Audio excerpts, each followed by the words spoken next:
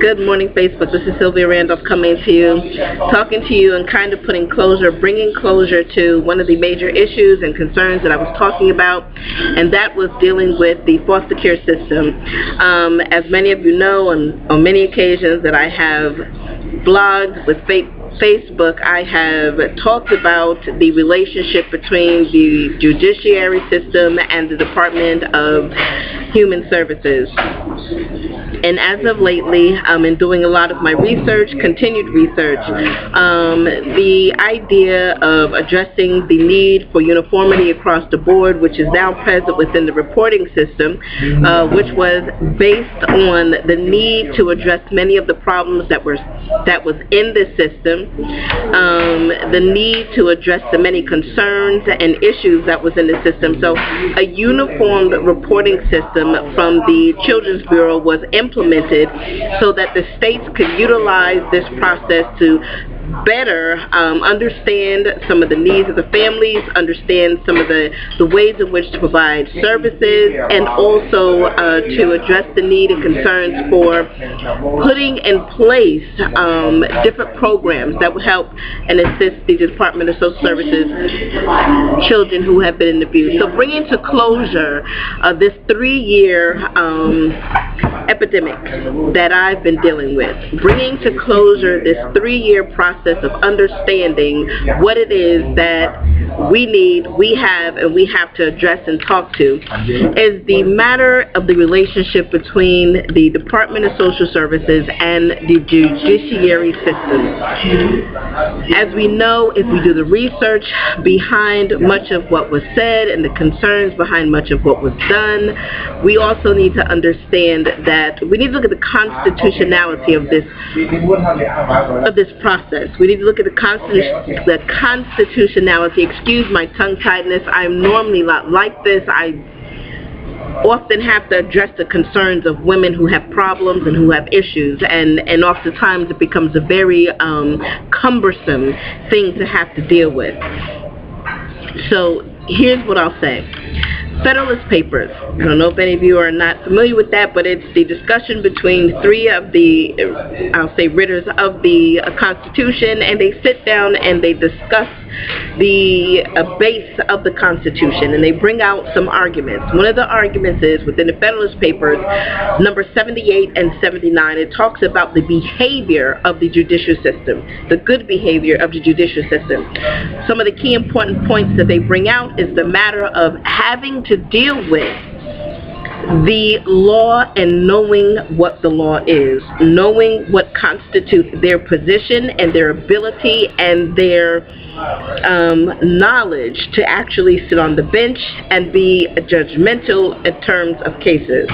The second would be the matter and issue of concern that deals with their pocket, being paid, how they're paid, why they're paid.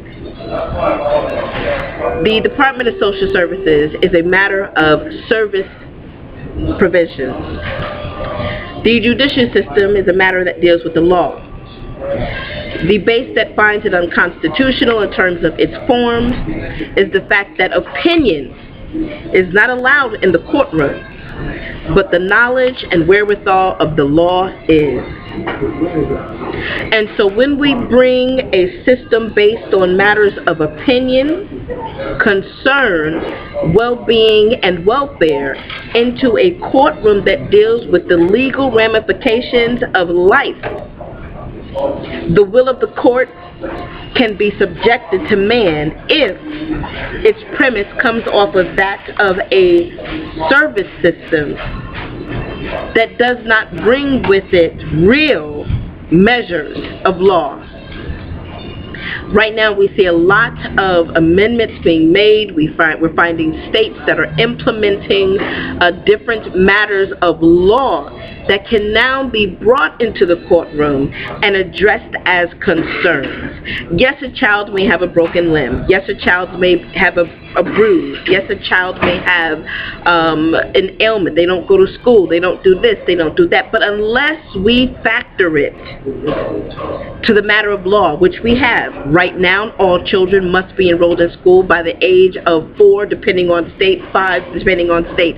Right now, we know that every child must have an inoculation by the time they must go through their stages. That is federal law. That's something that is mandated and has to be stated.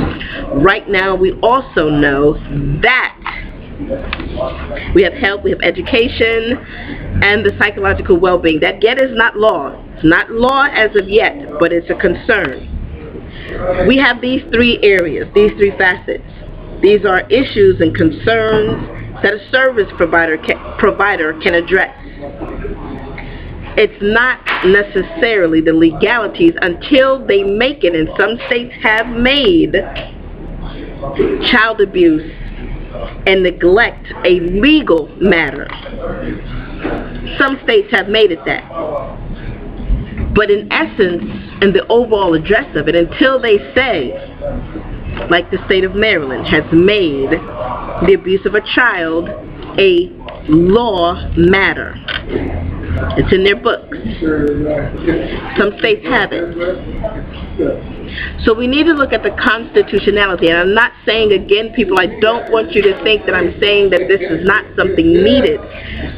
True and correct. If we abuse a dog, an animal will quickly be fined and even find our time in jail. That is of most specific. But uncertain and uncertain, we don't find that as a matter of case unless the child has been murdered. So right now we go into the courtrooms, and what does the courts do? They say, well, this child has been abused, unless we're using it in terms of the afflicting harm on someone, which is not brought into the courtroom like that. It's not presented because the Department of Social Services does not have that ability in its position for a service, nor does CPS, and nor is it written that way. So my argument doesn't stand that it's not something that needs to be constitutionally assigned and addressed, because the privacy of a person's home doesn't dictate for federal government to become so engulfed in an individual's life.